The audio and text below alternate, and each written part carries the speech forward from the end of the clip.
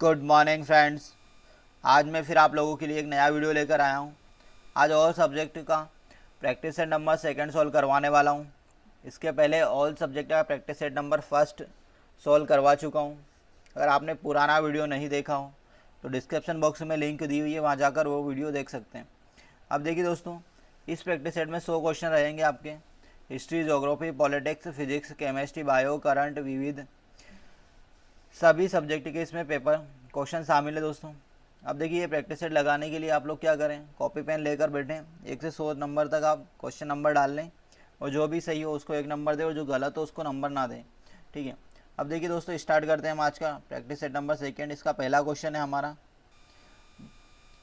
भारतीय प्रशासनिक सेवा आईएएस और भारतीय पुलिस सेवा आईपीएस को समाप्त करने की सिफारिश किसने की थी। इसके 4 ऑप्शन दिए हैं।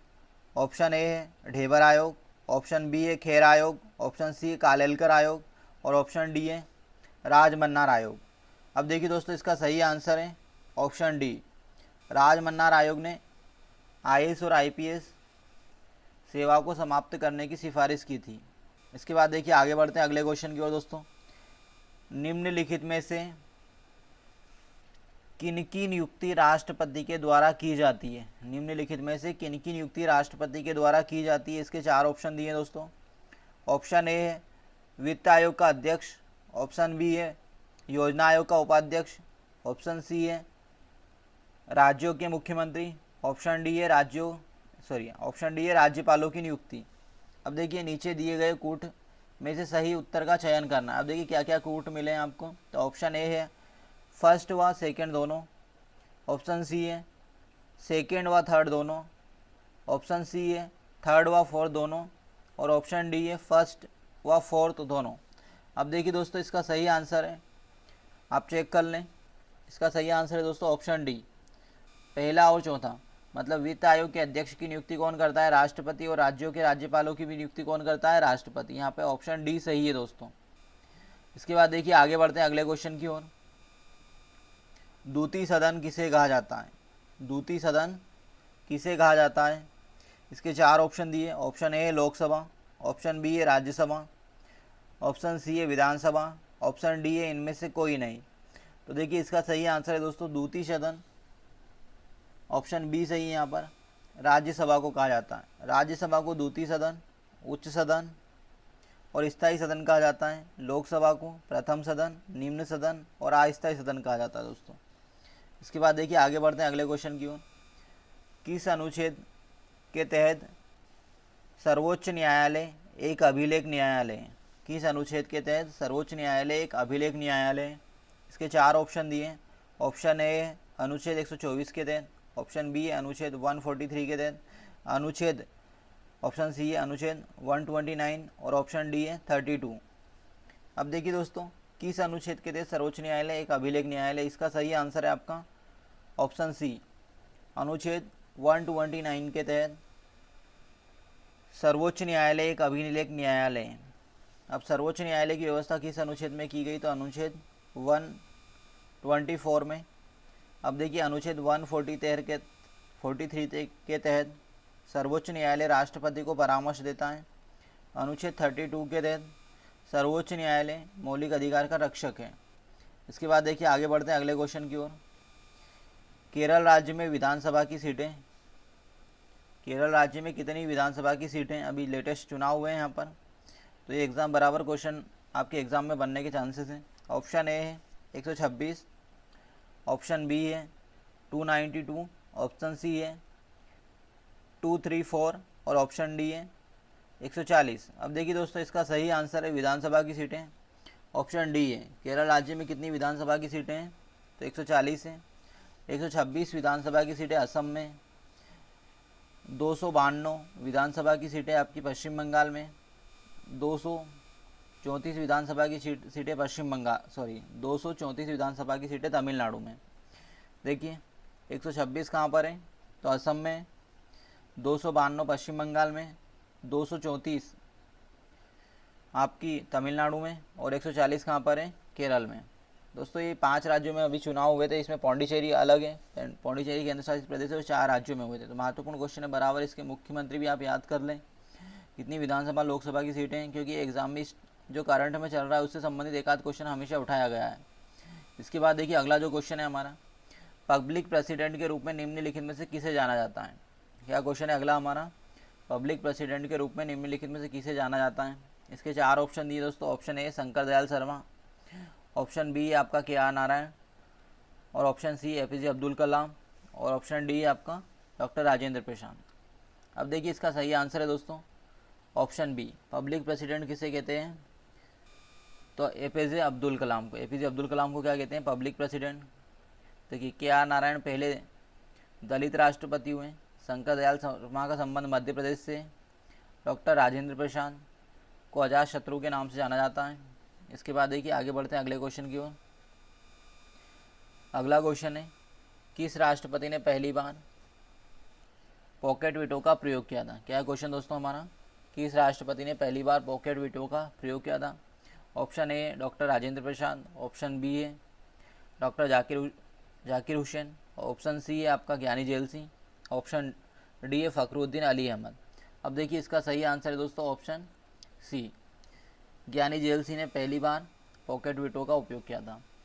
अब देखिए पॉकेट वीटो के ऊपर एक पूरा वीडियो बना चुका हूँ, अगर आपने वो वीडियो नहीं देखा हो तो डिस्क्रिप्शन बॉक्स में लिंक दी हुई, कितने प्रकार का वीडियो मतलब कितने प्रकार का वीटो पावर होता है, भारतीय राष्ट्रपति को कितने प्रकार की वीटो की शक्ति दी है, USA के राष्ट्रपति को कितने प्रकार की वीटो की शक्ति दी है, दोनों की वीटो की शक्ति में क्या अंतर है।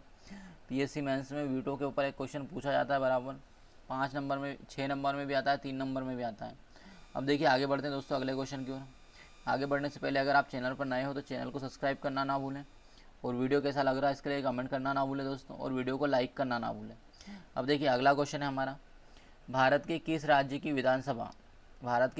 विधानसभा की प्रथम महिला अध्यक्ष कौन बनी, मतलब भारत के किसी राज्य की प्रथम महिला विधानसभा अध्यक्ष कौन बनी अभी तक।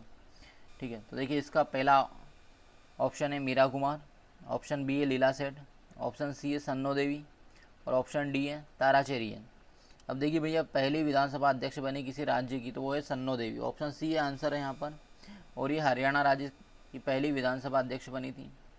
और भारत के जितने भी राज्य, उन राज्यों में पहली बार किसी राज्य की प्रथम महिला विधानसभा अध्यक्ष बनी, तो सन्नो देवी हरियाणा। इसके बाद मीरा कुमार की बात करें तो मीरा कुमार हमारे देश की प्रथम महिला लोकसभा अध्यक्ष बनी। लीला सेठ उच्च न्यायालय की प्रथम महिला मुख्य न्यायाधीश बनी। तारा चेरियन चेन्नई की प्रथम और देश की प्रथम मेयर बनी। इसके बाद देखिए आगे बढ़ते हैं अगले क्वेश्चन की ओर। अगला क्वेश्चन है दोस्तों हमारा, असम राज्य के वर्तमान मुख्यमंत्री कौन है। असम राज्य के वर्तमान मुख्यमंत्री कौन है। इसके 4 ऑप्शन हैं, सीमांत बिसावा शर्मा। इसके बाद अगला है option B Tarun Gogoi, option C है सर्बानंद सोनोवाल, और ऑप्शन डी रंजन गोगोई। अब देखिए दोस्तों इसका सही आंसर है, अभी इलेक्शन हुआ उसके बाद वहाँ पर मुख्यमंत्री बदल गए, तो इसका सही आंसर है ऑप्शन है सीमांत बिस्वा शर्मा। अब देखिए इसके पहले वहाँ के सर्बानंद सोनोवाल CM थे, तरुण गोगोई इनके भी पहले वहाँ के CM थे, रंजन गोगोई पूर्वोत्तर भारत से सर्वोच्च न्यायालय के मुख्य न्यायाधीश बनने वाले प्रथम व्यक्ति हैं, और तरुण गोगोई के पुत्र हैं।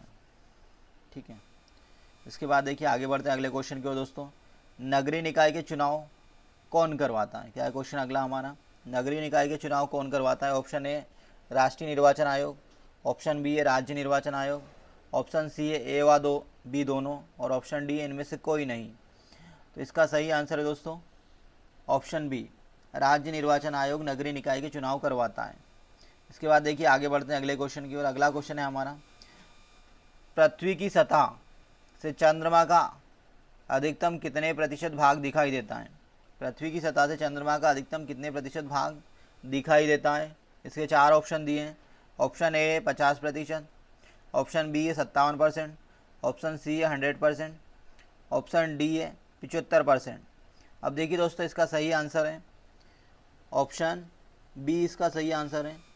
पृथ्वी की सतह से चंद्रमा का अधिकतम हम 57% भाग देख सकते हैं, इससे अधिक भाग नहीं दिखाई देता है, क्योंकि जितने समय में चंद्रमा पृथ्वी की परिक्रमा लगाता है उतने समय में ही चंद्रमा अपने अक्ष पर भी घूम जाता है। इसके बाद देखिए आगे बढ़ते हैं अगले क्वेश्चन की ओर। अगला क्वेश्चन मोस्ट इम्पोर्टेंट है, क्योंकि अभी पिछले वर्ष बहुत चर्चा में रहा है ये। ठीक है, देखिए जेम्बेजी नदी पर विश्व प्रसिद्ध जलप्रपात कौन सा बनता है? क्या है क्वेश्चन? जेम्बेजी नदी पर विश्व प्रसिद्ध जलप्रपात कौन सा बनता है? इसके 4 ऑप्शन दिए दोस्तों। ऑप्शन ए है विक्टोरिया जलप्रपात, ऑप्शन बी है एंजिल जलप्रपात, ऑप्शन सी है नियाग्रा जलप्रपात, ऑप्शन डी है जोग जलप्रपात। अब देखिए दोस्तों, जेम्बेजी नदी, इसका सही आंसर है आपका ऑप्शन ए। विक्टोरिया जलप्रपात किस नदी पर बनता है? तो जेम्बेजी नदी पर बनता है। और ये कहाँ पर है? तो ये अफ्रीका महाद्वीप में स्थित है दोस्तों। अब देखिए, जेम्बेजी नदी जलवायु परिवर्तन के कारण सूखने की कगार पर आ गई है, जिसके कारण विक्टोरिया जलप्रपात भी सूखने के कगार पर आ गया। तो ये क्वेश्चन बहुत महत्वपूर्ण है, क्योंकि ये क्वेश्चन बराबर आपके एग्जाम में आने की संभावना है। अब देखिए, एंजिल जलप्रपात कहाँ पर है? तो एंजिल जलप्रपात विश्व का सबसे ऊंचा जलप्रपात है, जो 979 मीटर है। कितने मीटर ऊंचा है दोस्तों? ये 979 मीटर है। जो कहाँ पर स्थित है? तो ओरिनिको की सहायक नदी कैरो नदी पर स्थित है, और ये वेनेजुएला में है। अब देखिए, नियाग्रा फॉल्स की बात करते हैं तो नियाग्रा फॉल्स यूएसए और कनाडा की सीमा पर बनता है। कहाँ पर है नियाग्रा फॉल्स? यूएसए और कनाडा की सीमा पर बनता है। और जो नियाग्रा फॉल्स है एक चौड़ा जलप्रपात है दोस्तों, और नियाग्रा नदी पर बनता है। देखिए, इसके बाद जोग जलप्रपात की बात करते हैं तो जोग जलप्रपात को गरसोप्पा या महात्मा गांधी जलप्रपात भी कहते हैं। ये शरावती नदी पर कर्नाटक में बनता है और भारत का सबसे ऊंचा जलप्रपात है। इसके बाद देखिए, आगे बढ़ते हैं अगले क्वेश्चन की ओर। भारत के दक्षिण तटीय रेलवे जोन का मुख्यालय स्थित है। क्या है क्वेश्चन हमारा? भारत के दक्षिण तटीय रेलवे जोन का मुख्यालय स्थित है। इसके 4 ऑप्शन दिए दोस्तों। ऑप्शन ए है भुवनेश्वर, ऑप्शन बी है विशाखापट्टनम, ऑप्शन सी है चेन्नई, ऑप्शन डी है हुबली। अब देखिए दोस्तों, इसका सही आंसर है दक्षिण तटीय रेलवे जोन का मुख्यालय विशाखापट्टनम आंध्र प्रदेश में स्थित है, और ये देश का सबसे नया रेलवे जोन है, 18वां रेलवे जोन बना है। दक्षिण तटीय रेलवे जोन का मुख्यालय कहाँ पर है दोस्तों? विशाखापट्टनम आंध्र प्रदेश में। इसके बाद देखिए, आगे बढ़ते हैं अगले क्वेश्चन की ओर। राणा प्रताप सागर परियोजना से किन राज्यों को लाभ मिलता है? क्या है क्वेश्चन हमारा? राणा प्रताप सागर परियोजना से किन राज्यों को लाभ मिलता है? इसके 4 ऑप्शन दिए दोस्तों। ऑप्शन ए है मध्य प्रदेश राजस्थान, ऑप्शन बी है राजस्थान गुजरात, ऑप्शन सी है राजस्थान उत्तर प्रदेश, और ऑप्शन डी है मध्य प्रदेश और उत्तर प्रदेश। अब देखिए दोस्तों, इसका सही आंसर है ऑप्शन ए, मध्य प्रदेश और राजस्थान को इससे लाभ मिलता है, और चंबल नदी पर स्थित है। ये क्वेश्चन बहुत महत्वपूर्ण है, ठीक है। देखिए, राणा प्रताप सागर जो परियोजना किस नदी पर स्थित है? चंबल नदी पर। मध्य प्रदेश और राजस्थान को लाभ मिलता है इस परियोजना से। इसके अलावा चंबल नदी पर जवाहर सागर और राणा प्रताप सागर और गांधी सागर परियोजना है चंबल नदी पर, जिसे दोनों राज्यों को लाभ मिलता है। इसके बाद देखिए, आगे बढ़ते हैं अगले क्वेश्चन की ओर दोस्तों। अगला क्वेश्चन है हमारा, भारत में सर्वाधिक तंबाकू उत्पादक राज्य कौन सा है? क्या है क्वेश्चन हमारा? भारत में सर्वाधिक तंबाकू उत्पादक राज्य कौन सा है? इसके 4 ऑप्शन दिए हैं। Option A Paschim Bengal, option B है मध्य प्रदेश, ऑप्शन सी है ओडिशा, ऑप्शन डी है आंध्र प्रदेश। अब देखिए दोस्तों, भारत में सर्वाधिक तंबाकू उत्पादन करने वाला राज्य कौन सा है? तो ऑप्शन डी आंध्र प्रदेश। आंध्र प्रदेश देश में सर्वाधिक तंबाकू का उत्पादन करता है, ठीक है। तंबाकू अनुसंधान केंद्र राजमुंद्री आंध्र प्रदेश में स्थित है। इसके बाद देखिए, आगे बढ़ते हैं अगले क्वेश्चन की ओर दोस्तों। भारत में सर्वाधिक नगरीय जनसंख्या वाला राज्य कौन सा है? भारत में सर्वाधिक नगरीय जनसंख्या वाला राज्य कौन सा है? इसके 4 ऑप्शन दिए दोस्तों। ऑप्शन ए है उत्तर प्रदेश, ऑप्शन बी है पश्चिम बंगाल, ऑप्शन सी है महाराष्ट्र, ऑप्शन डी है तमिलनाडु। अब देखिए, यहाँ पर सर्वाधिक नगरीय जनसंख्या पूछी गई है, तो इसका सही आंसर होगा दोस्तों ऑप्शन सी, महाराष्ट्र में सर्वाधिक नगरीय जनसंख्या है। अब देखिए, उत्तर प्रदेश में देश में सबसे ज़्यादा जनसंख्या है। इसके बाद देखिए, अगला क्वेश्चन है हमारा, अगला बहुत महत्वपूर्ण क्वेश्चन है। निम्नलिखित में से गलत को चुनना है आपको, मतलब जो राष्ट्रीय उद्यान दिए हुए हैं इसमें से कौन सा गलत राज्य से मैच करा हुआ है। देखिए, ऑप्शन ए है नामदफा राष्ट्रीय उद्यान अरुणाचल प्रदेश, ऑप्शन बी है केबुल लामजाओ राष्ट्रीय उद्यान मेघालय, ऑप्शन सी है औरंग राष्ट्रीय उद्यान असम, ऑप्शन डी है बांदीपुर राष्ट्रीय उद्यान कर्नाटक। आप इसका आंसर सोच लें बराबर, और वीडियो अच्छा लगे आपको तो लाइक करना ना भूलें। अब देखिए, इसका सही आंसर है दोस्तों केबुल लामजाओ राष्ट्रीय उद्यान। बी वाला गलत है, यहाँ पर गलत चुनना है आपको। मेघालय में ना स्थित होकर ये मणिपुर में, क्या है और विश्व का एकमात्र तैरता हुआ राष्ट्रीय उद्यान है दोस्तों। ये देखिए क्या है, केब्युल लामजाओ राष्ट्रीय उद्यान कहाँ पर है, तो मणिपुर में स्थित है, ना कि मेघालय में। तो ये गलत ऑप्शन चुनना था आपको, तो क्या हुआ गलत, इसका ऑप्शन बी गलत है। इसके बाद देखिए औरंग राष्ट्रीय उद्यान असम में सही है ये भी। नामदफा राष्ट्रीय उद्यान अरुणाचल प्रदेश में जो विश्व का सबसे ऊंचा टाइगर रिजर्व है। बांदीपुर कर्नाटक में स्थित है दोस्तों। इसके बाद देखिए आगे बढ़ते हैं अगले क्वेश्चन की ओर। ग्रैंड चैनल निम्नलिखित में से किसको ग्रैंड चैनल निम्नलिखित में से अलग करता है। इसके 4 ऑप्शन दिए दोस्तों। ऑप्शन ए है म्यांमार के कोको द्वीप और भारत के अंडमान। ऑप्शन बी है आपका भारत के निकोबार और इंडोनेशिया की सुमात्रा। ऑप्शन सी है अंडमान और निकोबार और ऑप्शन डी है आपका भारत श्रीलंका। अब देखिए ग्रैंड चैनल भारत के निकोबार और इंडोनेशिया के सुमात्रा को अलग करता है। ऑप्शन बी सही है दोस्तों। क्या है यहाँ पर सही, option B. 10 degree channel Andaman Nicobar को अलग करता है। पाक जल संधियाँ मन्नार की खाड़ी भारत श्रीलंका को अलग करती है। कोको स्टेट म्यांमार के कोको द्वीप और भारत के अंडमान को अलग करता है। इसके बाद देखिए आगे बढ़ते हैं अगले क्वेश्चन की ओर दोस्तों। अगला क्वेश्चन है दक्षिण भारत की सबसे ऊंची चोटी अन्नामलाई की पहाड़ी पर अन्नेमुदी की चोटी है। अन्नामलाई की पहाड़ी पर अन्नेमुदी की चोटी की ऊंचाई कितनी है भैया, ऊंचाई बताना है आपको। दक्षिण भारत की सबसे ऊंची चोटी कौन सी है, अन्नामलाई की पहाड़ी पर अन्नेमुदी, जिसकी ऊंचाई पूछी गई है यहाँ पर। इसके 4 ऑप्शन दिए दोस्तों। ऑप्शन ए है आपका 2637 मीटर, ऑप्शन बी है 2696 मीटर, ऑप्शन सी है 1646 मीटर और ऑप्शन डी है 1510 मीटर। अब देखिए दोस्तों इसका सही आंसर है आपका ऑप्शन बी। क्या है सही आंसर, दक्षिण भारत की सबसे ऊंची चोटी है अन्नामलाई की पहाड़ी पर अन्नेमुदी, जिसकी ऊंचाई कितनी है 2696 मीटर। ऑप्शन बी सही है। 2637 मीटर भैया डोडा बेटा की ऊंचाई कितनी है, किसकी है 2637 डोडा बेटा की, जो दक्षिण भारत की दूसरी सबसे ऊंची चोटी है। और देखिए 1646 किसकी ऊंचाई है, तो भैया कालसूबाई की, जो दक्कन के पठार की सबसे ऊंची चोटी है। और 1510 किसकी ऊंचाई है, तो महेंद्रगिरी की सबसे ऊंची चोटी है दोस्तों। इसके बाद देखिए आगे बढ़ते हैं। सुकुमार फूलों का देश किसे कहा जाता है, क्या है क्वेश्चन हमारा, सुकुमार फूलों का देश किसे कहा जाता है। इसके 4 ऑप्शन दिए दोस्तों। ऑप्शन ए है चीन, ऑप्शन बी है जापान, ऑप्शन सी है कोरिया और ऑप्शन डी है सिंगापुर। अब देखिए इसका सही आंसर है दोस्तों ऑप्शन बी, सुकुमार फूलों का देश जापान को कहा जाता है। इसके अलावा जापान को उगते हुए सूर्य का देश भी कहा जाता है। चीन को एशिया का मरीज कहा जाता है और सिंगापुर को पर्ल ऑफ दी ओरिएंट कहा जाता है दोस्तों। इसके बाद देखिए आगे बढ़ते हैं अगले क्वेश्चन की ओर। अगला क्वेश्चन है अकबर ने बुलंद दरवाज़ा फतेहपुर सिकरी में किस विजय के उपलक्ष्य में बनाया था। क्या है क्वेश्चन हमारा अगला, अकबर ने बुलंद दरवाज़ा फतेहपुर सिकरी में किस विजय के उपलक्ष्य में बनाया गया था।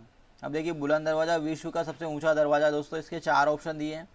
ऑप्शन ए है गुजरात विजय, ऑप्शन बी है मालवा विजय, ऑप्शन सी है गोंडवाना विजय, ऑप्शन डी है खानदेश विजय।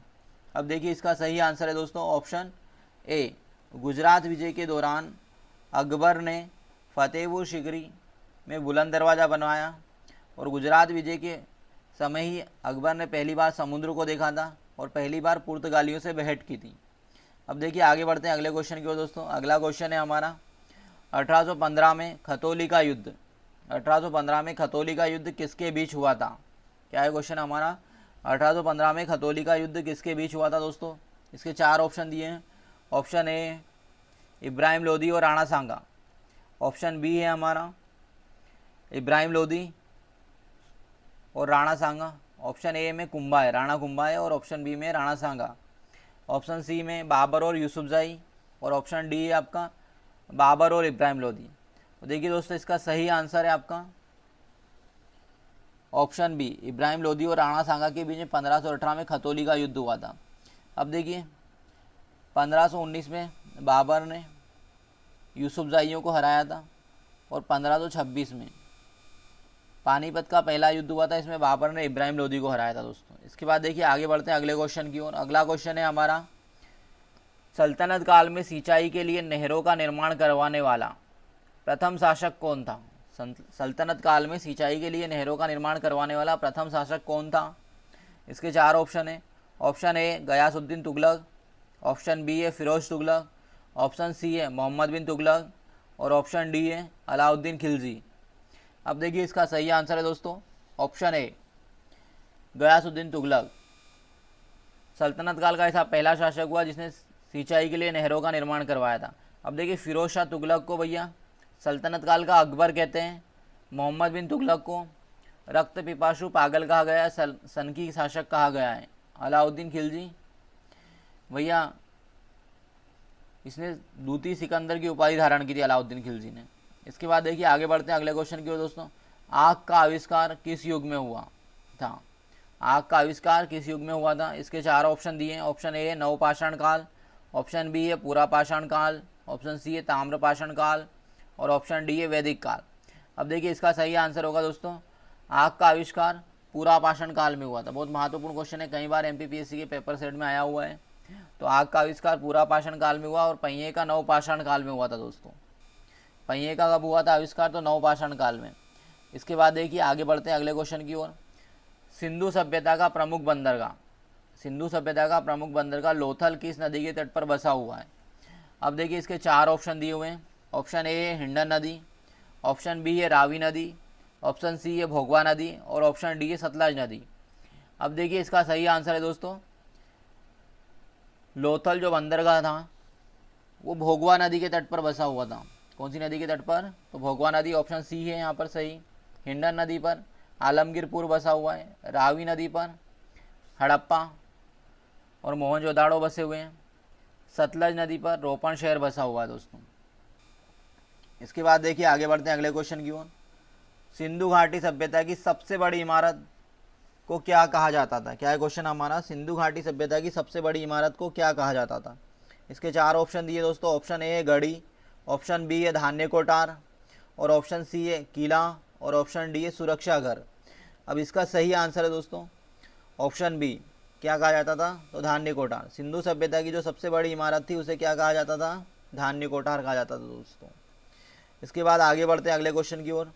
समुद्रगुप्त के शासनकाल में प्रयाग प्रशस्ति किसने लिखा था? मोस्ट इंपोर्टेंट क्वेश्चन है, कई बार पूछा गया दोस्तों एग्जाम्स में।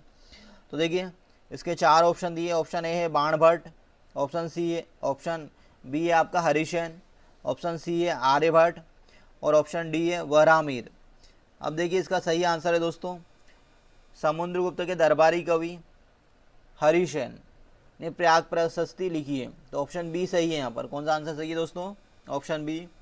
अगले क्वेश्चन की ओर बढ़ते हैं दोस्तों। अगला क्वेश्चन है हमारा फारसी रीति रिवाज पर आधारित नवरोज उत्सव भारत में किसने मनाना प्रारंभ किया था?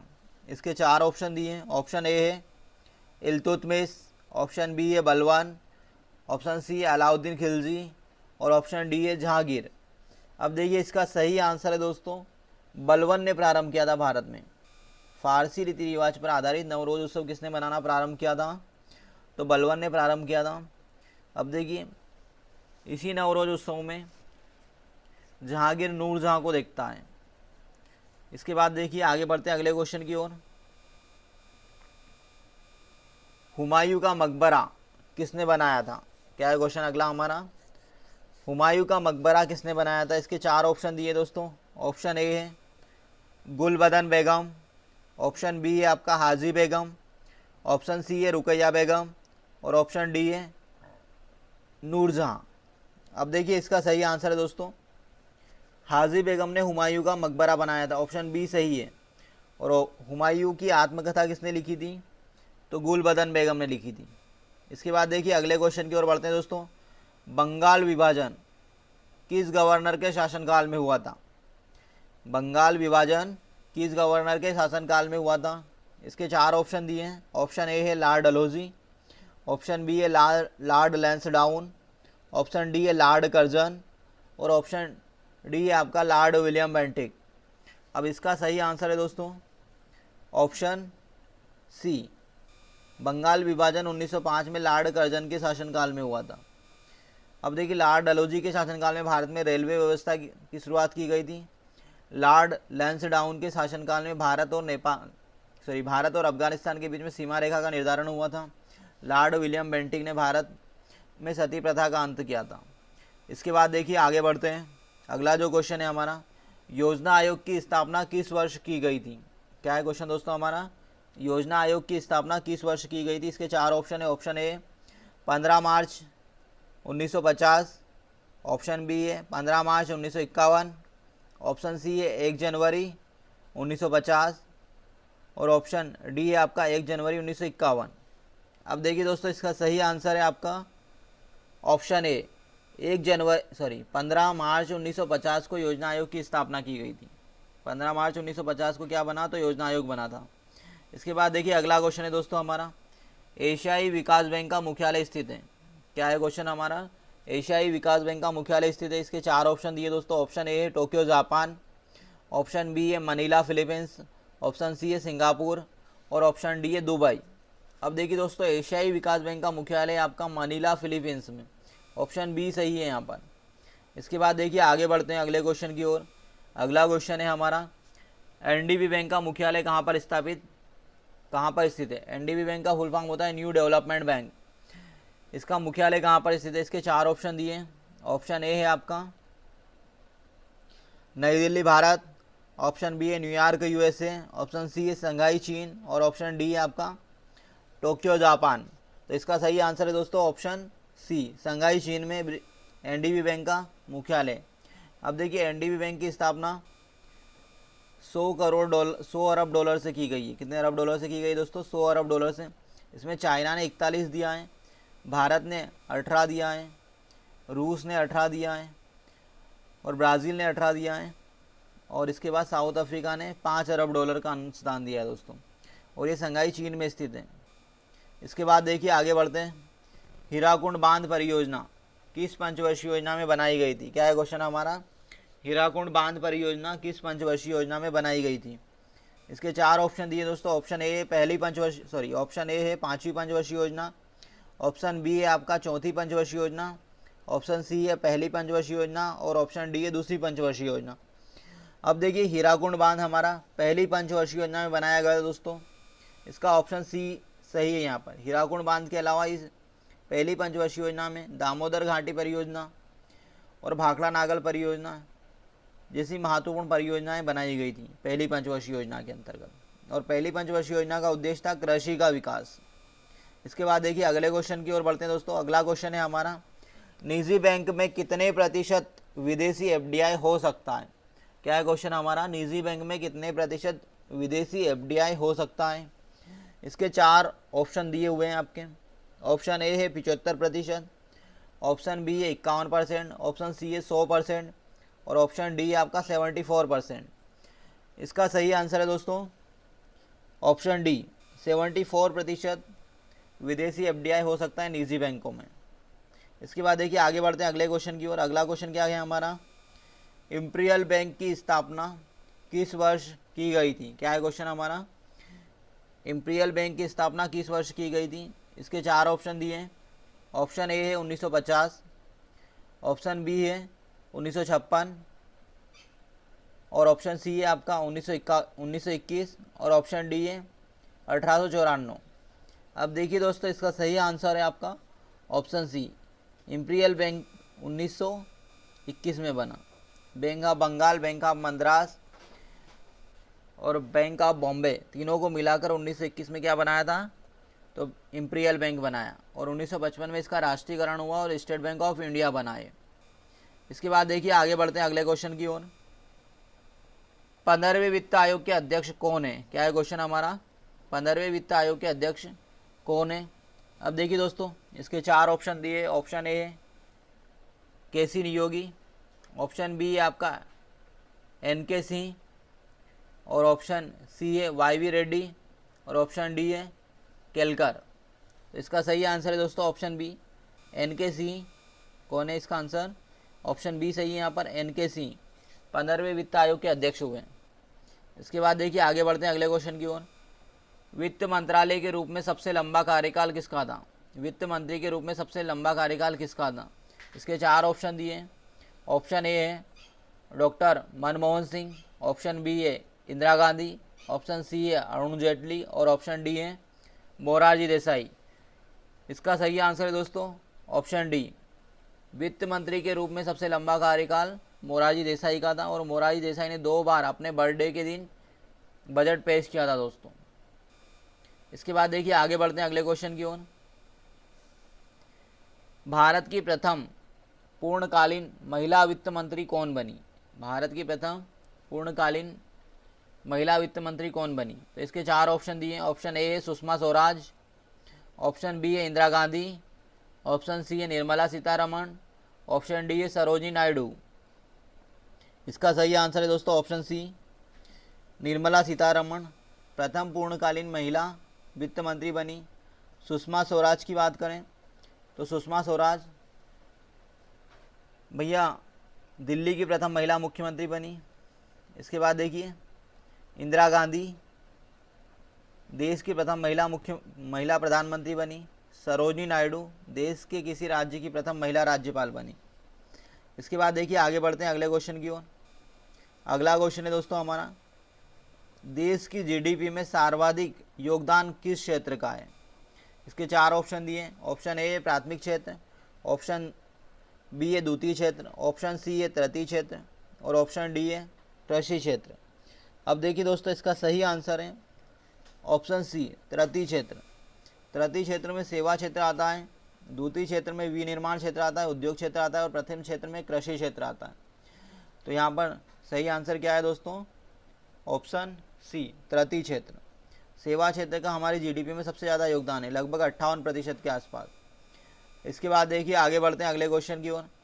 सूर्य से आने वाली हानिकारक पराबैंगनी विकिरणों को ओजोन लेयर रोकती है। सूर्य से आने वाली हानिकारक पराबैंगनी विकिरणों को ओजोन लेयर रोकती है। ओजोन गैस का निर्माण किसके 3 परमाणु से होता है? इसके 4 ऑप्शन दिए दोस्तों। ऑप्शन ए है आपका ऑक्सीजन, ऑप्शन बी है नाइट्रोजन, ऑप्शन सी है हाइड्रोजन, ऑप्शन डी है हीलियम। इसका सही आंसर है दोस्तों ऑप्शन ए, ऑक्सीजन के 3 परमाणुओं से ओजोन गैस का निर्माण होता है। इसके बाद देखिए आगे बढ़ते हैं अगले क्वेश्चन की ओर। अगला क्वेश्चन है हमारा, एलपीजी गैस में क्या मिलाया जाता है कि जिससे उसके रिसाव से बदबू आती है? एलपीजी गैस का अगर रिसाव होता है तो बदबू आती है, इसका कारण बताना है आपको। जो मिलाया गया पदार्थ उसका नाम बताना है। ऑप्शन ए गंधक, ऑप्शन बी है पोटेशियम, ऑप्शन सी है मरकैप्टन, ऑप्शन डी है आपका सोडियम। इसका सही आंसर है दोस्तों ऑप्शन सी, मरकैप्टन मिलाया जाता है, जिसके कारण क्या होता है? एलपीजी गैस के रिसाव होने पर बदबू आती है। इसके बाद देखिए अगला क्वेश्चन है हमारा, विद्युत का सबसे अच्छा चालक कौन सा होता है? विद्युत का सबसे अच्छा चालक कौन सा है? इसके 4 ऑप्शन दिए दोस्तों। ऑप्शन ए है तांबा, ऑप्शन बी है एल्यूमिनियम, ऑप्शन सी है सोना, ऑप्शन डी है चांदी। अब देखिए इसका सही आंसर है दोस्तों ऑप्शन डी, चांदी विद्युत का सबसे अच्छा चालक है। इसके बाद तांबा और इसके बाद एल्यूमिनियम। तो सबसे अच्छा चालक क्या हुआ? चांदी विद्युत का। इसके बाद देखिए अगले क्वेश्चन की ओर बढ़ते हैं दोस्तों। भारत का पहला सुपर कंप्यूटर निम्नलिखित में से कौन सा था? इसके 4 ऑप्शन दिए, सिद्धार्थ, परम सिद्धार्थ, बुद्ध। इसका सही आंसर है दोस्तों ऑप्शन बी सही है। यहाँ पर परम भारत का पहला सुपर कंप्यूटर था। इसके बाद देखिए अगला क्वेश्चन है हमारा, कंप्यूटर में आईसी का प्रयोग किस जनरेशन में किया गया था? कंप्यूटर में आईसी का प्रयोग किस जनरेशन में किया गया था? IC integrated circuit. Option A है प्रथम जनरेशन, ऑप्शन बी है द्वितीय जनरेशन, ऑप्शन सी है तृतीय जनरेशन और ऑप्शन डी है आपका ऑप्शन सी है यहाँ पर चतुर्थ जनरेशन और ऑप्शन डी है आपका तृतीय जनरेशन। अब देखिए इसका सही आंसर है दोस्तों ऑप्शन डी, तृतीय जनरेशन में आईसी आ गई थी कंप्यूटर में। क्या आ गई थी? IC integrated circuit. इसके बाद देखिए अगला क्वेश्चन है हमारा, किसी फाइल को सेव करने के लिए किस शॉर्टकट की का उपयोग किया जाता है? क्या है क्वेश्चन हमारा, किसी फाइल को सेव करने के लिए किस शॉर्टकट की का उपयोग किया जाता है? Option A Alt+S, option B F12, option C है आपका Ctrl+A और ऑप्शन डी है Alt+A। अब देखिए इसका सही आंसर है दोस्तों ऑप्शन बी, F12 का हम फाइल को डायरेक्ट सेव करने के लिए उपयोग करते हैं। इसके अलावा Ctrl+S से भी हम क्या करेंगे? फाइल को सेव कर सकते हैं, ये भी शॉर्टकट की है। इसके बाद देखिए तो यहाँ पे ऑप्शन के हिसाब से बी सही है। इसके बाद देखिए अगला क्वेश्चन है हमारा, विश्व कंप्यूटर दिवस कब मनाया जाता है? इसके 4 ऑप्शन दिए हैं। ऑप्शन ए 2 जनवरी, ऑप्शन बी 2 नवंबर, ऑप्शन सी 2 अक्टूबर, ऑप्शन सी है 2 दिसंबर और ऑप्शन डी है आपका 2 अक्टूबर। इसका सही आंसर है दोस्तों ऑप्शन सी 2 नवंबर को विश्व कंप्यूटर दिवस, ऑप्शन सी सही है यहाँ पर 2 दिसंबर, क्या है 2 दिसंबर को विश्व कंप्यूटर दिवस मनाया जाता है। इसके बाद देखिए आगे बढ़ते हैं अगले क्वेश्चन की ओर। किसान सम्मान निधि योजना, किसान सम्मान निधि योजना के तहत सरकार कितनी किस्तों में किसानों को 2,000 रुपये देते हैं, दिए जाते हैं। इसके 4 ऑप्शन दिए हैं। ऑप्शन ए है आपका 2 किस्त, ऑप्शन बी है आपका 1 किस्त, ऑप्शन सी है 3 किस्त और ऑप्शन डी है आपका 4 किस्त। अब देखिए दोस्तों इसका सही आंसर है ऑप्शन सी 3 किस्तों में किसानों को 2-2 हज़ार रुपये करके 6,000 रुपये उनके खाते में डाले जाते हैं डायरेक्ट, ठीक है। इसके बाद देखिए आगे बढ़ते हैं अगले क्वेश्चन की ओर। अगला क्वेश्चन क्या कहता है हमारा, किस वर्ष तक भारत को सिंगल यूज प्लास्टिक से मुक्त करने की घोषणा की गई है। इसके 4 ऑप्शन दिए हैं। ऑप्शन ए 2024, ऑप्शन बी है आपका 2022, ऑप्शन सी है 2030, ऑप्शन डी है 2035। अब देखिए इसका सही आंसर है दोस्तों ऑप्शन बी सही है, 2022 तक भारत को सिंगल यूज प्लास्टिक से मुक्त करने की घोषणा की है पीएम ने। इसके बाद देखिए आगे बढ़ते हैं अगले क्वेश्चन की ओर। अगला क्वेश्चन हमारा करंट से है और इसके पहले वाला भी करंट का क्वेश्चन था। हाल ही में चर्चित सेंटर विस्टा प्रोजेक्ट का संबंध किससे है? हाल ही में चर्चित सेंट्रल विस्टा प्रोजेक्ट का संबंध किससे है? इसके 4 ऑप्शन दिए हैं। ऑप्शन ए है कोरोना की रोकथाम, ऑप्शन बी है नए संसद भवन के निर्माण से, विदेशी सहायता से ऑप्शन सी, और ऑप्शन डी है गरीबों के लिए चलाई गई योजना से। इसका सही आंसर है दोस्तों ऑप्शन बी, नए संसद भवन के निर्माण से संबंधित सेंट्रल विस्टा प्रोजेक्ट।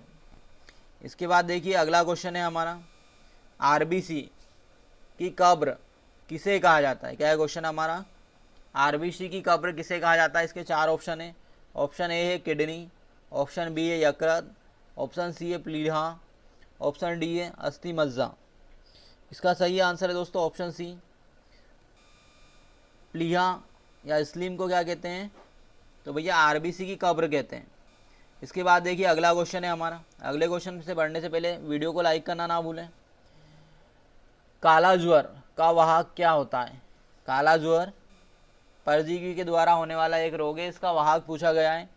इसके 4 ऑप्शन दिए। ऑप्शन ए है सीसी मक्खी, ऑप्शन बी है मादा एनाफिलीज मच्छर, ऑप्शन सी है बालू मक्खी, ऑप्शन डी है मधुमक्खी।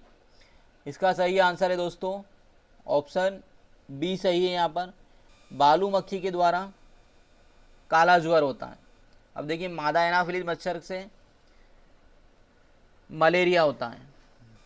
इसके बाद देखिए वाहक होता है कोविड-19 किसके कारण होता है? क्या है क्वेश्चन हमारा, कोविड-19 किसके कारण होता है? इसके 4 ऑप्शन दिए हैं। ऑप्शन ए जीवाणु, ऑप्शन बी है विषाणु, ऑप्शन सी है परजीवी और ऑप्शन डी है आपका कवक। इसका सही आंसर है दोस्तों ऑप्शन बी, विषाणु वायरस के द्वारा कोविड होता है, कोविड-19। इसके बाद देखिए अगला क्वेश्चन है हमारा, बेर का कौन सा भाग खाया जाता है? क्या है क्वेश्चन हमारा, बेर का कौन सा भाग खाया जाता है? इसके 4 ऑप्शन दिए हैं। ऑप्शन ए है फल भित्ति, ऑप्शन बी है बीजांसन, ऑप्शन सी है पुष्पासन, ऑप्शन डी है बाह्य एवं मध्य फल भित्ति। इसका सही आंसर है दोस्तों ऑप्शन डी, बाह्य एवं मध्य फल भित्ति बेर का खाया जाता है। बेर को गरीबों का फल भी कहा जाता है। इसके बाद देखिए आगे बढ़ते हैं अगले क्वेश्चन की और। अगला क्वेश्चन क्या कहता है हमारा, निम्नलिखित में से सबसे बड़ी घास कौन सी है? निम्नलिखित में से सबसे बड़ी घास कौन सी है? इसके 4 ऑप्शन दिए हैं।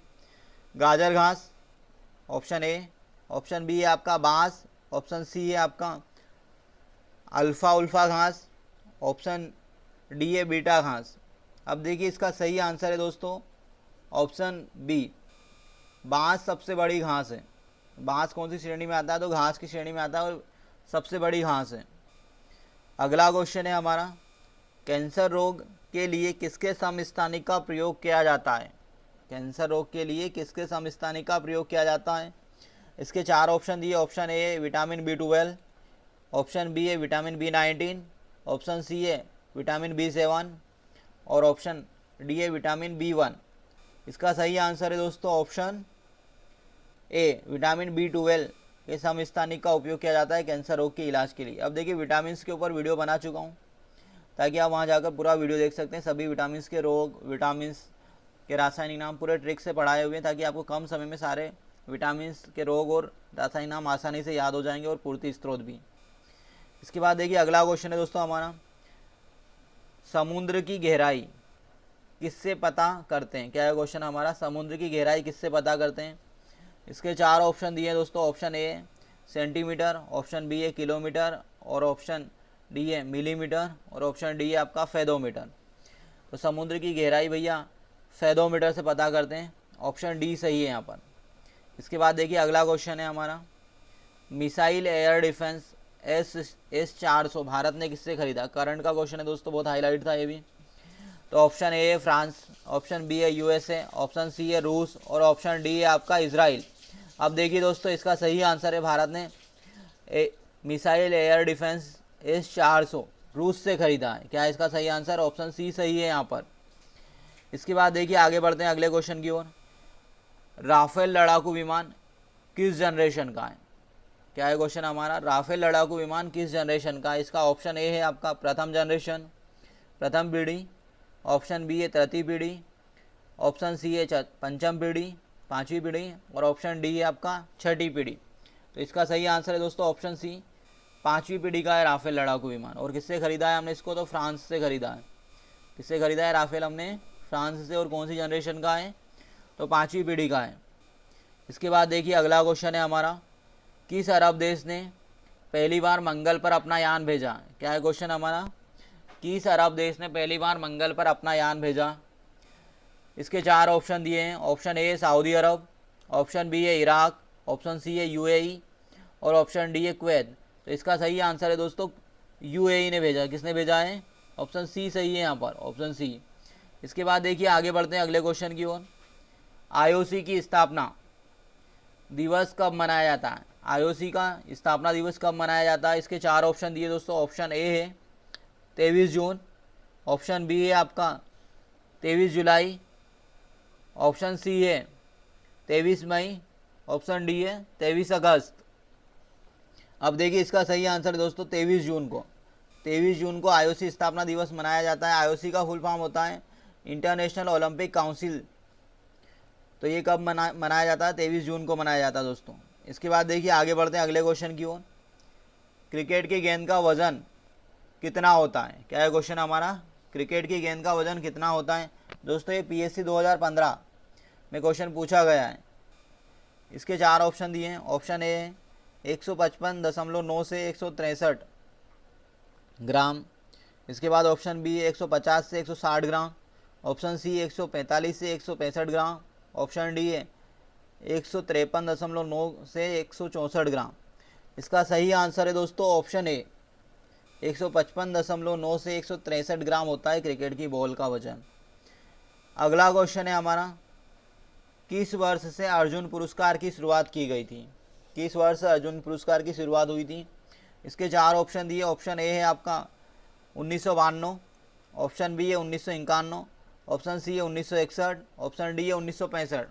तो खेल के क्षेत्र में दिया जाने वाला अर्जुन पुरस्कार सबसे प्राचीन या सबसे पुराना पुरस्कार है और इसकी शुरुआत 1961 में की गई थी, 1961। ऑप्शन सी सही है यहाँ पर।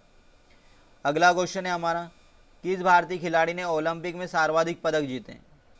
इसके 4 ऑप्शन दिए दोस्तों। Option A Sushil Kumar, option B है योगेश्वर दत्त, ऑप्शन सी है अभिनव बिंद्रा, ऑप्शन डी है PV सिंधु। तो सर्वाधिक पदक भैया सुशील कुमार ने जीते। ऑप्शन ए सही है यहाँ पर, 2 पदक जीते हैं सुशील कुमार ने, एक रजत और एक कांस्य। बाकी सभी ने पदक जीते हैं, एक एक पदक। इसके बाद देखिए अगला क्वेश्चन है हमारा, ब्रिक्स देशों में लास्ट में कौन सा देश जुड़ा था? क्या क्वेश्चन है हमारा, ब्रिक्स देशों में सबसे लास्ट में कौन सा देश जुड़ा था? इसके 4 ऑप्शन दिए। ऑप्शन ए है चीन, ऑप्शन बी है भारत, ऑप्शन सी है रूस और ऑप्शन डी है ऑप्शन डी, दोस्तों यहाँ पे थोड़ा सा मिस प्रिंट है, या आप एक पांचवा ऑप्शन और ले लें। तो भैया पांचवा ऑप्शन है साउथ अफ्रीका। क्या है पांचवा ऑप्शन? ऑप्शन ई क्या है आपका? South Africa. अब देखिए इसमें से सही लगाना है आपको। तो ब्रिक्स देशों में सबसे लास्ट में कौन सा देश जुड़ा था? ऑप्शन ए चीन, option B Bharat, option C है रूस, ऑप्शन डी है ब्राज़ील और ऑप्शन ई है साउथ अफ्रीका। तो इसका सही आंसर दोस्तों साउथ अफ्रीका। सबसे लास्ट में कौन सा देश जुड़ा? South Africa. जो ब्रिक है उसका फुल, पहले ब्रिक्स क्या था? ब्रिक था ब्राज़ील, रूस, इंडिया और चाइना। ए से बन गया साउथ अफ्रीका। सबसे लास्ट में कौन सा देश जुड़ा है? तो साउथ अफ्रीका जुड़ा है दोस्तों। इसके बाद देखिए हाल ही में चर्चित गाज़ा पट्टी का संबंध किस देश से है? हाल ही में चर्चित गाज़ा पट्टी का संबंध किस देश से है? इसके चार ऑप्शन दिए दोस्तों। ऑप्शन ए है इजराइल, ऑप्शन बी है फिलिस्तीन, ऑप्शन सी है मिस्र और ऑप्शन डी है सीरिया। अब देखिए दोस्तों गाज़ा पट्टी का संबंध फिलिस्तीन से है। किससे है? अब देखिए भैया 1948 में इजराइल देश बना, ठीक है। तो फिलिस्तीन को दो भागों में तोड़ा गया था, इजराइल और फिलिस्तीन। तो देखिए इजराइल ने क्या करा भैया, इजराइल ने फिलिस्तीन के अधिकांश भाग को कैप्चर कर लिया, उसके भाग को कवर कर लिया, मतलब उसके भाग पर अतिक्रमण कर लिया। तो फिलिस्तीन में आज केवल गाज़ा पट्टी और वेस्ट बैंक क्षेत्र ही बचा हुआ है, ठीक है। तो गाज़ा पट्टी का संबंध किससे रहेगा? फिलिस्तीन से रहेगा। और फिलिस्तीन और गाज़ा पट्टी में अभी युद्ध चल रहा है। अगला क्वेश्चन है हमारा, गुट निरपेक्ष आंदोलन की स्थापना किस वर्ष की गई थी? गुट निरपेक्ष आंदोलन की स्थापना किस वर्ष की गई थी? इसके चार ऑप्शन दिए दोस्तों। ऑप्शन ए है आपका 1965, ऑप्शन बी है 1962, ऑप्शन सी है आपका 1960, ऑप्शन डी है 1948। अब देखिए इसका सही आंसर है दोस्तों ऑप्शन बी। 1962 में गुट निरपेक्ष आंदोलन की शुरुआत की गई थी बेलग्रेड बेल्जियम में। इसके बाद देखिए अगला क्वेश्चन है हमारा, शार्ली एब्डो पत्रिका कहाँ से प्रकाशित होती है? क्या है क्वेश्चन हमारा? शार्ली एब्डो पत्रिका कहाँ से प्रकाशित होती है? इसके चार ऑप्शन दिए दोस्तों। इस पर आतंकी अटैक हुआ, इसलिए भी महत्वपूर्ण है करंट का question. Option A London Britain, option B आपका पेरिस फ्रांस, ऑप्शन सी है वाशिंगटन यूएसए, ऑप्शन डी है बर्लिन जर्मनी। अब देखिए इसका सही आंसर है दोस्तों ऑप्शन बी, पेरिस फ्रांस से प्रकाशित होती है शार्ली एब्डो पत्रिका। अगले क्वेश्चन की ओर बढ़ते हैं, AFTF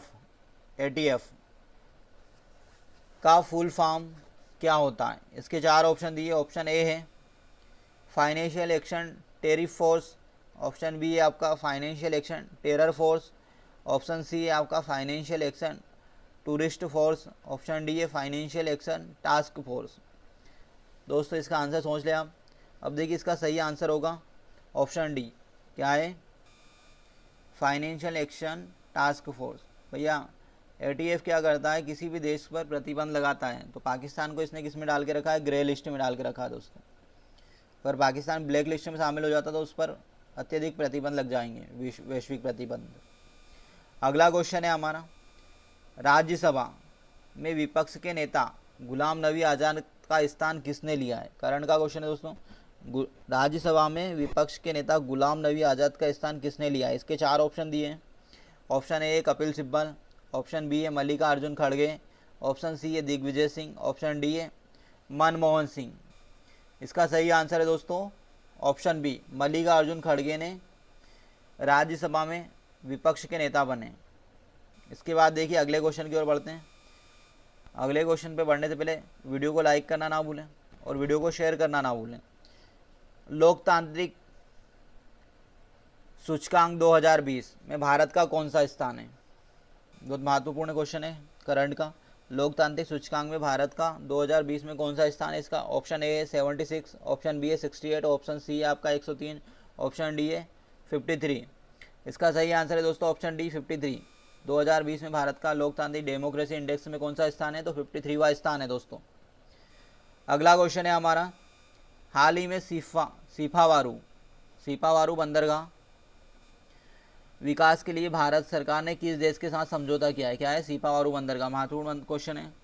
option A Sri Lanka, option B है इंडोनेशिया, ऑप्शन सी है बांग्लादेश और ऑप्शन डी है मालदीव। अब देखिए सीपावारू बंदरगाह कहाँ पर है? तो भैया मालदीव में। ऑप्शन डी सही आंसर है। इसके लिए हमने समझौता किया है मालदीव सरकार से। अगले क्वेश्चन की ओर बढ़ते हैं। वर्ष 2020 तक भारत का विद्युत उत्पादन में कौन सा नंबर है? वर्ष 2020 में विद्युत उत्पादन में भारत का विश्व में कौन सा नंबर है? ऑप्शन ए है आपका पहला, ऑप्शन बी है दूसरा, ऑप्शन सी है तीसरा, ऑप्शन डी है आपका चौथा। इसका सही आंसर है दोस्तों ऑप्शन बी। विद्युत उत्पादन में कौन सा स्थान है भारत का? तो तीसरा स्थान है दोस्तों। इसके बाद आगे बढ़ते हैं अगले क्वेश्चन की ओर। हाल ही में चर्चा में रहा क्वाड संगठन का कौन सा देश शामिल है? मतलब कौन से देश शामिल हैं? क्वाड संगठन में कौन कौन से देश शामिल है, ये क्वेश्चन है। इसके 4 ऑप्शन दिए। ऑप्शन ए भारत, यूएसए, जापान और सिंगापुर। ऑप्शन बी है आपका भारत, यूएसए, जापान, चीन। ऑप्शन सी है आपका Bharat, USA, Japan, Indonesia. Option D है भारत, यूएसए, जापान और ऑस्ट्रेलिया। अब देखिए दोस्तों, इसका सही आंसर है आपका option D, Bharat, USA, Japan और ऑस्ट्रेलिया क्वाड मिलकर एक क्वाड संगठन बनाएंगे, इस पर काम कर रहे हैं। अगला क्वेश्चन है दोस्तों हमारा, वर्ष 2019 में विश्वामित्र अवार्ड निम्नलिखित में से किसे नहीं मिला? नहीं ढूंढना है आपको। इसके 4 ऑप्शन दिए दोस्तों। Option A Abhilasha M T, Girdhari Lal Yadav. Option C है शरद जापे और ऑप्शन डी है आपका शंकर रामशंकर यादव। अब देखिए दोस्तों, विश्वामित्र जो सम्मान होता है मध्य प्रदेश सरकार द्वारा दिया जाता है और मध्य प्रदेश सरकार द्वारा खेल प्रशिक्षकों को दिया जाता है। तो इसका जो गलत आंसर है दोस्तों ऑप्शन डी, इन्हें नहीं मिला, बाकी तीनों को मिला है। ठीक है, विश्वामित्र अवार्ड। एमपीपीएससी 2020 में बराबर इस क्वेश्चन के आने के 101% चांसेस है दोस्तों। हर बार मध्य प्रदेश खेल से क्वेश्चन पूछे गए हैं। अगला क्वेश्चन है दोस्तों हमारा, मुस्कान किरार का संबंध किस जिले से है? क्या है क्वेश्चन हमारा, मुस्कान किरार का संबंध किस जिले से? इसके 4 ऑप्शन दिए। ऑप्शन ए है जबलपुर, ऑप्शन बी है आपका इंदौर और ऑप्शन सी है ग्वालियर और ऑप्शन डी है भोपाल। अब देखिए दोस्तों, इसका सही आंसर है आपका ऑप्शन ए। कहाँ से है? तो जबलपुर से। और ये आर्चरी गेम खेलती, कौन सा खेल है इनका? तो आर्चरी खेल से संबंधित है इनका। ठीक है, ये महत्वपूर्ण क्वेश्चन है। मुस्कान किरार, और इन्हें विक्रम सम्मान मिला है मध्य प्रदेश सरकार का, विक्रम अवार्ड मिला है। ठीक है, इसके बाद है फराज खान का संबंध किस खेल से है? क्या क्वेश्चन है हमारा, फराज खान का संबंध किस खेल से है? इसके 4 ऑप्शन दिए।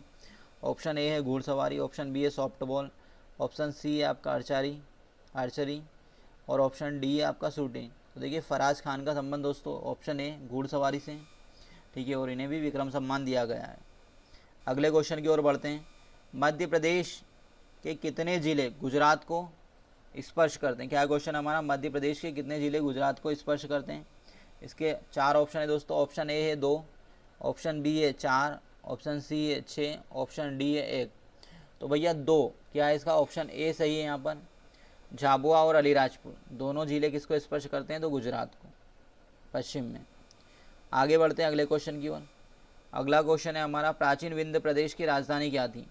प्राचीन विंध्य प्रदेश की राजधानी क्या थी? इसके 4 ऑप्शन दिए दोस्तों। ऑप्शन ए है जबलपुर, ऑप्शन बी है रीवा, ऑप्शन सी है पन्ना, ऑप्शन डी है आपका रामगढ़ मंडला। तो भैया इसका सही आंसर है ऑप्शन बी, रीवा। रीवा क्या है भैया? प्राचीन विंध्याचल प्रदेश की राजधानी था। अगले क्वेश्चन की ओर बढ़ते हैं दोस्तों। कर्नल सलीमन ने मध्य प्रदेश के किस जिले में ठगी प्रथा का अंत किया था? कर्नल सलीमन ने मध्य प्रदेश के किस जिले में ठगी प्रथा का अंत किया था? इसके 4 ऑप्शन दिए दोस्तों। ऑप्शन ए है जबलपुर, ऑप्शन बी है विदिशा, ऑप्शन सी है रतलाम, ऑप्शन डी है कटनी। तो इसका सही आंसर होगा दोस्तों ऑप्शन डी, कटनी में कर्नल सलीमन ने ठगी प्रथा का अंत किया था। अब देखिए दोस्तों, आगे बढ़ने से पहले अगर चैनल पर नए हो तो चैनल को सब्सक्राइब करना ना भूलें। अगला क्वेश्चन है हमारा, माखनलाल चतुर्वेदी की समाधि मध्य प्रदेश के किस जिले में स्थित है? एमपीपीएससी के लिए बहुत महत्वपूर्ण क्वेश्चन दोस्तों है। माखनलाल चतुर्वेदी की समाधि मध्य प्रदेश के किस जिले में स्थित है? इसके 4 ऑप्शन दिए। ऑप्शन ए है खंडवा, ऑप्शन बी है खरगोन, ऑप्शन बी है बुरहानपुर, ऑप्शन डी है आपका बड़वानी। अब देखिए, इसका सही आंसर है दोस्तों, माखनलाल चतुर्वेदी की समाधि खंडवा जिले में स्थित है। ऑप्शन ए सही है यहाँ पर। माखनलाल चतुर्वेदी का जन्म कहाँ हुआ? तो बावई होशंगाबाद में, और समाधि कहाँ पर है उनकी? खंडवा में। अगले क्वेश्चन की ओर बढ़ते हैं दोस्तों। आदमगढ़ की गुफाएं स्थित है। क्या है क्वेश्चन हमारा? आदमगढ़ की गुफाएं स्थित है। इसके 4 ऑप्शन दिए। ऑप्शन ए आपका धार, ऑप्शन बी है बैतूल, ऑप्शन सी है होशंगाबाद, ऑप्शन डी है हारदा। देखिए आदमगढ़ की गुफाएं स्थित है दोस्तों, ऑप्शन सी होशंगाबाद में स्थित है। आदमगढ़ की गुफाएं कहाँ पर स्थित है? होशंगाबाद में। अब देखिए बाघ की गुफाएं धार में स्थित है दोस्तों। अगले क्वेश्चन की ओर बढ़ते हैं। अगला क्वेश्चन है हमारा, निम्नलिखित शहरों में से नदी के तट पर बसे शहरों में गलत कौन सा गलत है? गलत शहर ढूंढना है दोस्तों, सही शहर नहीं लगाना है आपको। अब देखिए ऑप्शन ए आपका बेतवा नदी पर ओरछा बसा हुआ है। ऑप्शन बी है बिछिया नदी पर रीवा बसा है। ऑप्शन सी है नर्मदा नदी के तट पर पंचमढ़ी बसा है। ऑप्शन डी है आपका पार्वती नदी के तट पर शाहजहाँपुर बसा है। क्या है? शाहजहाँपुर है ना, ये शाहजहाँपुर का प्राचीन नाम है। तो इसका सही आंसर होगा दोस्तों ऑप्शन सी, है ना।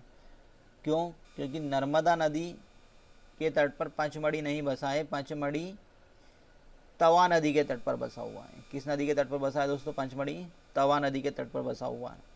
ठीक है। अब देखिए नर्मदा और तवा के संगम पर कौन सा जिला स्थित है? तो होशंगाबाद स्थित है। होशंगाबाद का वर्तमान नया नाम क्या है? नर्मदापुरम। अगले क्वेश्चन की ओर बढ़ते हैं दोस्तों। अगला क्वेश्चन है हमारा, कौन सी तहसील किस जिले में गलत चुनना है? मतलब कौन सी तहसील किस जिले में, इसका गलत चुनना है, सही नहीं चुनना है आपको। जहाँ पर भी गलत है, नहीं है, नहीं है ये वर्ड हो तो विशेष रूप से उस क्वेश्चन पर आपको विशेष फोकस करने की आवश्यकता होती है दोस्तों। अब देखिए option A Kasrawad Khargone. Option B है मेघनगर झाबुआ। ऑप्शन सी है सरदारपुर मंदसौर। ऑप्शन डी है सुसनेर आगर मालवा। अब देखिए गलत चुनना है हमें, तो यहाँ पर आपका ऑप्शन सी गलत है, क्योंकि सरदारपुर तहसील मंदसौर में ना होकर धार में। कहाँ पर है? सरदारपुर तहसील धार में। कसरावत तो खरगोन में, मेघनगर झाबुआ में, सरदारपुर कहाँ पर है? तो धार में, और सुसनेर आगर मालवा में। अगले क्वेश्चन की ओर बढ़ते हैं दोस्तों। अगला क्वेश्चन है हमारा, मध्य प्रदेश से किस राष्ट्रपति का संबंध है? क्या है क्वेश्चन हमारा? मध्य प्रदेश से किस राष्ट्रपति का संबंध है? ऑप्शन ए है अटल बिहारी वाजपेयी। ऑप्शन बी है के आर नारायण। ऑप्शन सी है शंकर दयाल शर्मा। ऑप्शन डी है सर्वपल्ली राधाकृष्णन। इसका सही आंसर है दोस्तों ऑप्शन सी शंकर दयाल शर्मा। ये एमपीपीएससी में आया हुआ क्वेश्चन है। शंकर दयाल शर्मा का संबंध मध्य प्रदेश से, भोपाल से। ये भोपाल के पहले मुख्यमंत्री थे, जब भोपाल क्या था? राज्य था। इसके बाद देखिए आगे बढ़ते हैं अगले क्वेश्चन की ओर दोस्तों। अगला क्वेश्चन हमारा क्या कहता है, मध्य प्रदेश में सर्वाधिक लिंगानुपात किस जिले का है? क्या है क्वेश्चन हमारा? लिंगानुपात पूछा गया है सर्वाधिक। इसके चार ऑप्शन दिए हैं। ऑप्शन ए है छिंदवाड़ा, ऑप्शन बी है बालाघाट, ऑप्शन सी है जबलपुर, और ऑप्शन सी है सतना। तो इसका सही आंसर है दोस्तों ऑप्शन बी, बालाघाट में सर्वाधिक लिंगानुपात है 1021। कितना लिंगानुपात है बालाघाट का? 1021 सर्वाधिक लिंगानुपात। अब देखिए आगे बढ़ते हैं अगले क्वेश्चन की ओर। मध्य प्रदेश में सबसे कम लिंगानुपात वाला संभाग कौन सा है? यहाँ पे संभाग पूछा गया है कम, तो इसके चार ऑप्शन दिए हैं। नर्मदापुरम संभाग, ऑप्शन बी है शहडोल संभाग, ऑप्शन सी है ग्वालियर संभाग, और ऑप्शन डी है चंबल संभाग। अब इसका सही आंसर है दोस्तों ऑप्शन डी, चंबल संभाग का सबसे कम लिंगानुपात है। अगले क्वेश्चन की ओर बढ़ते हैं। अगला क्वेश्चन है हमारा, मध्य प्रदेश में लता मंगेशकर समारोह कहाँ आयोजित होता है? मध्य प्रदेश में लता मंगेशकर समारोह कहाँ आयोजित होता है? इसके चार ऑप्शन दिए। ऑप्शन ए है इंदौर, ऑप्शन बी है जबलपुर, ऑप्शन सी है भोपाल, ऑप्शन डी है ग्वालियर।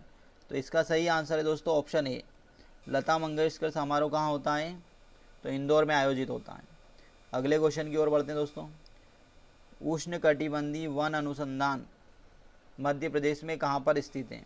उष्णकटिबंधीय वन अनुसंधान संस्थान कहाँ पर स्थित है? इसके चार ऑप्शन दिए हैं। ऑप्शन ए है बालाघाट, ऑप्शन बी है आपका मंदसौर, ऑप्शन सी है जबलपुर, ऑप्शन डी है भोपाल।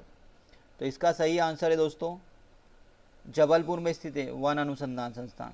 उष्णकटिबंधीय वन अनुसंधान संस्थान कहाँ पर स्थित है मध्य प्रदेश में? तो जबलपुर में।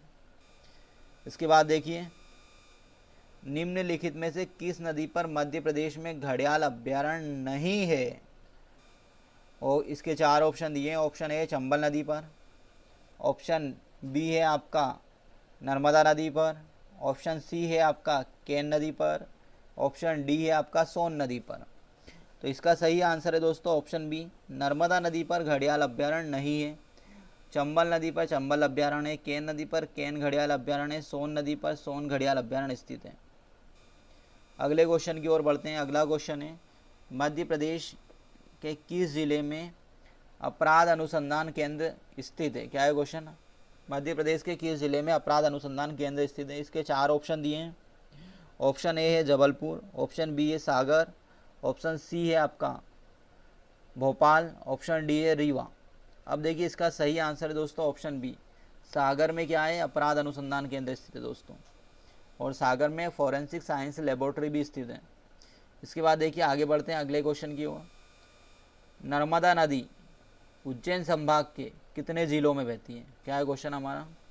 नर्मदा नदी उज्जैन संभाग के कितने जिलों में बहती है। इसके 4 ऑप्शन दिए हैं दोस्तों। ऑप्शन ए है आपका 2, ऑप्शन बी है 4, ऑप्शन सी है आपका 2, ऑप्शन डी है 1। ये ऑप्शन सी को आप 3 कर लें। ऑप्शन सी में क्या है ऑप्शन दोस्तों? 2 की जगह पर 3 है। अब देखिए इसका सही आंसर है दोस्तों नर्मदा नदी उज्जैन संभाग के कितने जिलों में बहती है। तो इसका सही आंसर है ऑप्शन डी, नर्मदा नदी उज्जैन संभाग के एक जिले में बहती है, और वो कौन सा जिला है आपका? देवास जिले से बहती है। देवास जिले में से होकर बहती है। और नेमावर नर्मदा नदी का क्या है? मध्य बिंदु है, नाभि है नेमावर। और नेमावर में सिद्धेश्वर महादेव मंदिर है। पिछली एमपी पुलिस में एक क्वेश्चन पूछा गया था कि सिद्धेश्वर महादेव मंदिर कहाँ पर स्थित है? नेमावर में। नेमावर नर्मदा की नाभि है। अगला क्वेश्चन दोस्तों हमारा, कालीबीत अभ्यारण्य मध्य प्रदेश के किस जिले में स्थित है। क्या है क्वेश्चन हमारा? कालीबीत अभ्यारण्य मध्य प्रदेश के किस जिले में स्थित है। इसके 4 ऑप्शन दिए हैं। ऑप्शन ए है होशंगाबाद, ऑप्शन बी है डिंडोरी, ऑप्शन सी है शिवनी, ऑप्शन डी है बैतूल। तो भैया इसका सही आंसर है ऑप्शन डी, बैतूल। कालीबीत अभ्यारण्य कहाँ पर है? बैतूल में। और जो कालीबीत अभ्यारण्य है ना दोस्तों, इसे भालुओं के लिए संरक्षित किया गया है, भालू मिलते हैं यहाँ पर। अगला क्वेश्चन है दोस्तों हमारा, मध्य प्रदेश में कितने राष्ट्रीय उद्यान है। मध्य प्रदेश में कितने राष्ट्रीय उद्यान है। इसके ऑप्शन है, ऑप्शन ए है 11, ऑप्शन बी है 13, ऑप्शन सी है 12, ऑप्शन डी है 15। तो भैया इसका सही आंसर है कितने राष्ट्रीय उद्यान है मध्य प्रदेश में? तो 12। सी ऑप्शन सही है यहाँ पर। कौन सा ऑप्शन सही है यहाँ पर? सी। अगले क्वेश्चन की ओर बढ़ते हैं। अगला क्वेश्चन है हमारा, सोनागिरी जैन तीर्थ स्थल किस जिले में स्थित है। सोनागिरी जैन तीर्थ स्थल कहाँ पर है, ये क्वेश्चन पूछा है। तो इसके 4 ऑप्शन दिए दोस्तों। ऑप्शन ए है बैतूल, ऑप्शन बी है देवास, ऑप्शन सी है दतिया, ऑप्शन डी है आपका विदिशा। अब देखिए सोनागिरी जैन तीर्थ स्थल भैया ऑप्शन सी दतिया में। कहाँ पर स्थित है? दतिया में। बैतूल में मुक्तागिरी जैन तीर्थ स्थल है। बैतूल में कौन सा है? मुक्तागिरी। देवास में पुष्पगिरी। देवास में कौन सा है? पुष्पगिरी। विदिशा में उदयगिरी। विदिशा में कौन सा जैन तीर्थ स्थल है दोस्तों? उदयगिरी। इसके बाद देखिए आगे बढ़ते हैं अगले क्वेश्चन की ओर। मध्य प्रदेश में कौन सा किला तोतों के लिए प्रसिद्ध है। क्या है क्वेश्चन हमारा? मध्य प्रदेश में कौन सा किला तोतों के लिए प्रसिद्ध है। इसके 4 ऑप्शन दिए दोस्तों। ऑप्शन ए है मंसूरवा किला, ऑप्शन बी है आपका धार का किला, ऑप्शन सी है गिन्नौरगढ़ का किला, और ऑप्शन डी है आपका अजयगढ़ का किला। तो भैया इसका सही आंसर है ऑप्शन सी, गिन्नौरगढ़ का किला मध्य प्रदेश में तोतों के लिए प्रसिद्ध है। गिन्नौरगढ़ का किला किस लिए प्रसिद्ध है? तो तोतों के लिए प्रसिद्ध है। कई बार पूछा गया है ये क्वेश्चन। अगला क्वेश्चन है दोस्तों हमारा, रजफ अली समारोह मध्य प्रदेश के किस जिले में आयोजित होता है। रजफ अली समारोह मध्य प्रदेश के किस जिले में आयोजित होता है दोस्तों। इसके 4 ऑप्शन दिए हैं। ऑप्शन ए है भोपाल, ऑप्शन सी है रायसेन, ऑप्शन डी है सीहोर, ऑप्शन सी है सीहोर, और ऑप्शन डी है देवास। अब देखिए दोस्तों इसका सही आंसर है ऑप्शन ए डी, देवास में होता है। रजफ अली समारोह कहाँ होता है? देवास में। और कुमार गंधर्व समारोह भी कहाँ होता है? देवास में होता है। 2 समारोह होते हैं देवास में, कुमार गंधर्व और रजफ अली समारोह। अगले क्वेश्चन की ओर बढ़ते हैं दोस्तों। Railway repairing factory Madhya Pradesh के किस जिले में स्थित है। क्या है क्वेश्चन हमारा? Railway repairing factory Madhya Pradesh के किस जिले में स्थित है दोस्तों। इसके 4 ऑप्शन दिए हैं। ऑप्शन ए है झाबुआ, ऑप्शन बी है सीहोर, ऑप्शन सी है आपका भोपाल, और ऑप्शन डी है विदिशा। अब देखिए रेलवे रिपेयरिंग फैक्ट्री भैया ऑप्शन बी भोपाल में स्थित है, निषादपुरा भोपाल में। कहाँ पर है रेलवे रिपेयरिंग फैक्ट्री? तो निषादपुरा भोपाल में स्थित है। अगले क्वेश्चन की ओर बढ़ते हैं दोस्तों। अगला क्वेश्चन है हमारा, रावतपुरा सरकार का मेला मध्य प्रदेश के किस जिले में आयोजित किया जाता है। इसके 4 ऑप्शन दिए हैं। ऑप्शन ए है ग्वालियर, ऑप्शन बी है दतिया, ऑप्शन सी है भिंड, ऑप्शन डी है मुरैना। अब देखिए दोस्तों इसका सही आंसर है रावतपुरा सरकार का मेला भिंड में लगता है। कहाँ पर लगता है? भिंड। ऑप्शन सी सही है यहाँ पर। अगले क्वेश्चन की ओर बढ़ते हैं दोस्तों। अगला क्वेश्चन है हमारा, मध्य प्रदेश के कितने ज़िलों में मेट्रो रेल चलाई जाएगी? मतलब मध्य प्रदेश के कितने ज़िलों में मेट्रो रेल चलाई जाएगी दोस्तों? इसका 4 ऑप्शन दिए। ऑप्शन ए 1, ऑप्शन बी है 2, ऑप्शन सी है 3, ऑप्शन डी है आपका 4। तो इसका सही आंसर है दोस्तों option C, sorry option B सही है यहाँ पर। मध्य प्रदेश के 2 ज़िलों में क्या चलाई जाएगी? मेट्रो। 2 शहरों में। कौन कौन से शहर है वो? इंदौर और भोपाल। अभी ये 2 शहरों में ही प्रोजेक्ट है, इंदौर और भोपाल। अब देखिए दोस्तों आज का अभ्यास प्रश्न देख लें हम। शाजापुर किस नदी के तट पर बसा हुआ है? इसके 4 ऑप्शन दिए दोस्तों। Option A Parvati, option B है नर्मदा, ऑप्शन सी है सोन नदी और ऑप्शन डी है आपका चंबल नदी। दोस्तों इसका जवाब आपको कमेंट करके देना है। अगर ये आपको वीडियो अच्छा लगा हो तो कमेंट करना ना भूलें और चैनल को लाइक शेयर सब्सक्राइब करना ना भूलें। Thank you.